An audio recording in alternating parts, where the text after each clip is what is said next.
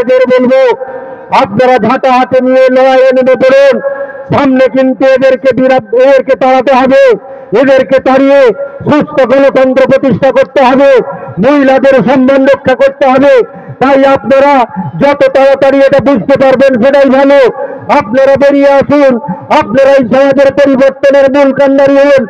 আপনাদের বেরিয়ে আসার মধ্যে আপনারা যখন সমাজে আসবেন এবং এই দুর্নীতিগ্রস্ত লোকেদের, এই দুর্বৃত্তদের ঝেঁটিয়ে বিদায় করবেন, তবেই এখানে সুস্থ গণতন্ত্র প্রতিষ্ঠা হবে। যে গণতন্ত্রে সাধারণ মানুষের হয়ে কথা বলবে প্রশাসন। আমি আর কি বলবো, আমার বক্তব্য বেশি দীর্ঘায়িত করবো না। আমাদের সভানেত্রী এসেছেন এবং আমাদের প্রাক্তন বিধায়ক অশোক দা এসেছেন, ওনারা ওনাদের মূল্যবান বক্তব্য বলবেন।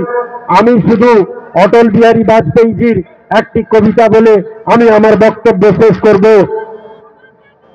भारत कोई भूमि का टुकड़ा नहीं है, एक जीता जागता राष्ट्र पुरुष है।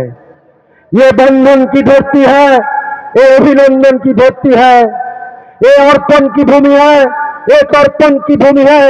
इसकी नदी नदी हमारे लिए गंगा है, इसकी शंकर शंकर हमारे लिए कंकर है।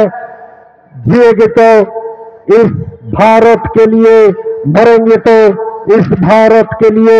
मरने के बाद भी गंगा जल में बहती हुई अस्थियों को कोई कान लगाकर सुनेगा तो एक ही आवाज निकलेगा, वो है भारत माता की जय।